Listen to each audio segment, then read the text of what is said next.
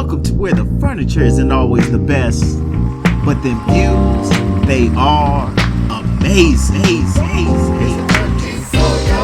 Here we are, and instead of celebrating the successes of African Americans and trying to integrate that into your curriculum moving forward in science or technology or mathematics and all of the things that we have done or will or are currently doing, we get morning announcements, or we can't have a conversation about actually teaching uh, critical race theory at somewhat of a middle to high school level to give them a better understanding of why systems are in place and why people feel the way they feel, because it's just too taboo. So that don't, it really irks me. So I find it hard to, I guess, empathize, or when these Holocaust conversations come up, it's like it's almost how the opioid epidemic came up for white folks, and everybody's up in arms, and I'm just like, nobody cared when crack was tearing down African American neighborhoods. Everybody was going to jail. Now we got rehab.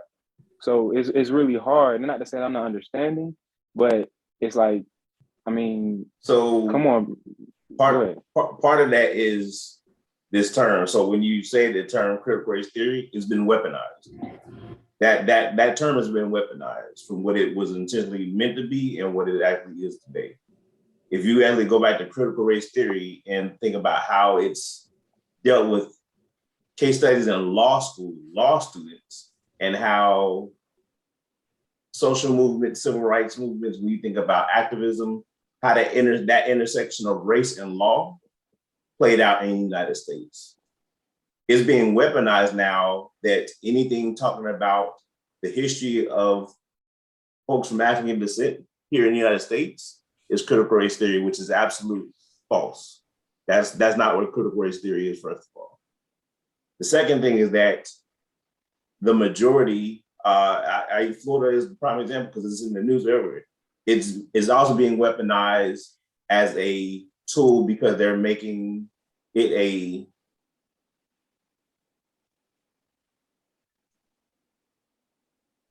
they're painting a false narrative. I just know that sometimes I don't even have the words to talk about it because it's frustrating.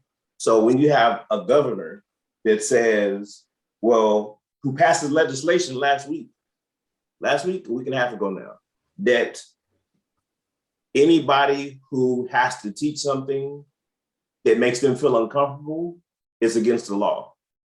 So if I'm a white teacher, and I have to stand up and talk about something historically that happened in the past, slavery, prime example, if I feel uncomfortable, I don't have to, and now that's illegal in the state. Wow. And that is across the board, right? So when you think about what makes me uncomfortable as a person, well, nobody is saying that you, the student who's learning, no matter what race they're from, should feel guilty about what happened. But it's about telling the truth about history and not sugarcoating or leaving out parts to make somebody else feel good. That's not history. That's pulling out pieces you just want to identify with. When you think about history, if you go back to every single thing that happened, tell the whole story. That's all people are asking. But in the wake of this now, since then, you have states like Texas, New York, Tennessee. There's a couple other, I don't want to misquote right this second, that since all this has happened, even in the state of Florida, now it's people are going back and saying, well, they talk about MLK, they talk about Malcolm X, that's violence. That's against it. They got to take that out of the curriculum. I don't feel comfortable talking about that because it's a violent part of history. So now we don't want to talk about that no more. The civil rights movement, there was a lot of violence in there. We shouldn't expose kids to that. So now I don't have to teach it. So they is used it as a ploy to do stuff. And there's groups that are fighting every single thing. Every single day this week, there's been an article, and I had to go back and look at Newsweek and New York Times, whatever, that different states are banning books by the dozens on a daily basis now that shouldn't be taught in school now because, it makes this group of people feel uncomfortable because it's talking about something from their racial background group had done in the past. So now they may feel bad about themselves, so we shouldn't use that material at all. Right? So there's so many pieces to this, and it's all fostered around false narratives to begin with. because the whole idea of painting around critical race theory is not even critical race theory. We're not teaching kids, law students, and how they intersect with social. We're not teaching that theory. We're not teaching that. But you talk about teaching the truth, just telling now that more facts are available. And again, what we learned as Black history, the narrative has changed since then, because half the stuff we know nowadays and the people and the fights that went on, the fights being figurative, standing up for stuff, like we didn't have access to all that information back then. Now as more information come out, now we're shielding people because we don't want to hurt somebody's feelings about this is the truth that happened. Man, get out of here. What I don't want to see, and it feels like the only way we're going to be able to see that history that's being taken out of schools is to be put into some kind of form of entertainment. But I don't want to see more movies about civil rights, more movies about, unless it's something that wasn't told before, like seeing a Black Wall Street movie. It wasn't displayed yet. Let's see how that happens. Go through that process. But enough of the slave ship movies. Enough of the remakes of the Rosa Parks movie. Enough of the remakes of the Harriet Tubman movies.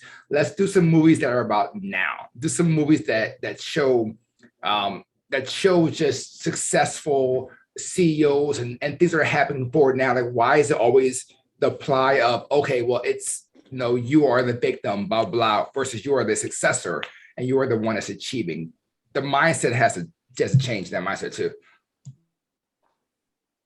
Okay, I think that transition has started. If you look at things like Hidden Figures, right? Yeah. King Richard? Was it King Richard? King Richard. What was the Michael B. Jordan one with the lawyer? Just Mercy. Just Mercy. That one. Yeah. There are things happening, right? But to me, these things go in contrary to the narrative that's being put out on the regular, everyday basis in the form of,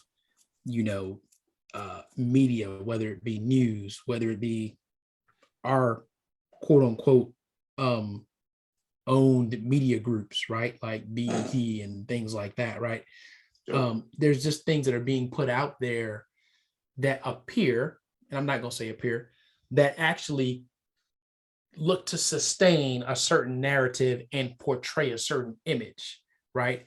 These films that are coming out now and some of these shows that go against that, you don't hear a whole lot of talk about them. They don't get critical acclaim. It's not something that people are running to go watch, or that they're taking the educational component out of it and pushing it forward, right? Now you look at the critical race theory that somebody said was weaponized, and yeah, I think it is weaponized because there has to be a counter move, right? The more that comes out, the more that the current generations are going to want to know more. Hey, all these good things that are happening, how come we weren't taught about that? We want to go dig more and find out more. And the more that they find out, the more that they're going to say, well, hey, this was wrong. We messed up. We need to fix this. Yeah. Exactly. Yeah. Right? There's going to be more understanding of our communities and why things are the way they are. And there's a deliberate suppression of that movement that they don't want to get to. Definitely. 100%.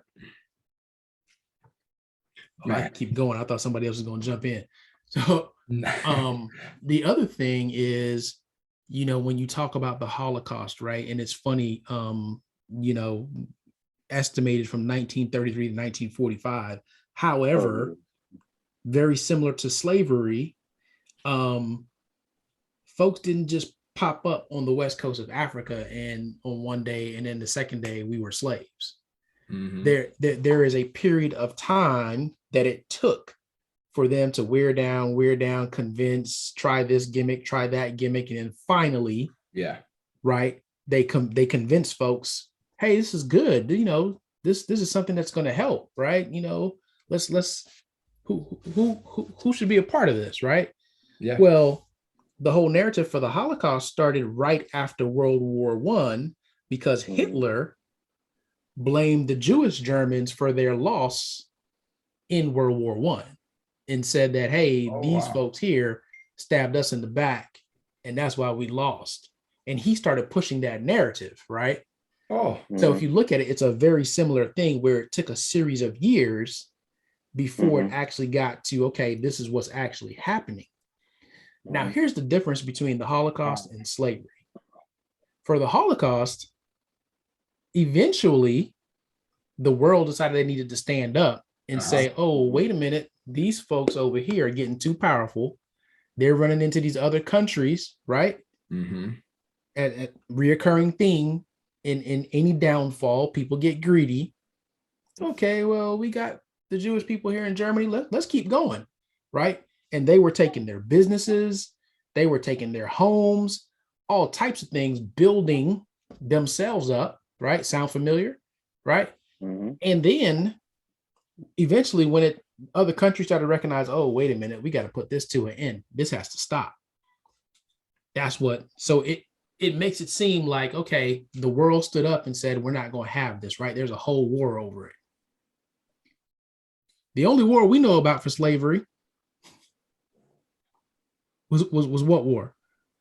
Civil War, and that wasn't even the true root cause of it, but that's a whole nother conversation. And I'm sure that there were some other small, wars, other places that we just don't know about, right? Again, controlling the narrative. But the world now can't come out and say, as a world, oh, slavery was wrong, because now there's an economic responsibility and infrastructure correction responsibility to a whole lot of countries that let it happen or that even participated in. Right. So if you think about the people that are the superpowers now, well, guess how they built themselves? Oh yeah. Well, it's slave trade, man. And it's crazy because they teach it, but they don't teach it in school. It's crazy. Go ahead, Kay. So there is a concerted effort. There is what I think is a behind closed door agreement. Hey, we will never get to the point where we say, because all of us would owe these folks money. Yeah. Right. Yeah. And if you think about, man, if every Black person in the United States, right, let's just say in the United States, had to get a chunk of money and it was owed to you by multiple countries. Wow. Game changer. Yeah. Yep. But anyway, I'm sure it wouldn't go that easy and there'd be a bunch of infighting and all types of stuff, but that's a whole nother conversation. Yeah. Yeah. You are 1,000% right though with the they know exactly what they're doing and what they're willing to say and what they are not going to say. Point blank, period. Yeah. I mean, listen, it was a business, right? It still is. And that's the thing. It still is a business. That's the thing. Yeah. And in any business, what's the thing that they account for? Profit and liability. Yeah. Which liability often turns around and creates the ability to lie. Message. Oh man, so I think that's all we got as far as that topic goes, man. But I do encourage each and every one of us, take advantage of the month. I mean, it's Black History Month for a reason, but as BJ, pointed out, like there's a lot more we can do all year long. And I think one of the poignant points Art made is that let's not just focus on the past, or maybe it was Curl. Let's talk about some of the things that are currently going on. Some of our current leaders and movers and shakers in these various spaces that are making a lot of things happen and pushing the needle forward for us. I mean, we about to have and take that become a mover and shaker. You don't have to sit back and talk about everybody else. And that don't mean you have to be the next Malcolm X, the next Martin out there. Like, what can you do? What are you doing in your own home, your community? What are you changing to change the narrative right there in your locus of control? Whatever that is, you're making history right now because you may be the first in your family to do this. You may be the first in your community to do this. What else can you support? You don't maybe it's not even leadership. Maybe just join in the fight. I'm sorry to jump in right there, but we always a lot of times we sit back and just like wait to see who else is going to lead. That's a problem, and I think we've talked about it many times. Stop waiting on the next Martin or Malcolm. Yep. Start pushing in your own neighborhood. Start pushing in your own home. Make that change right there. Exactly. Amazing.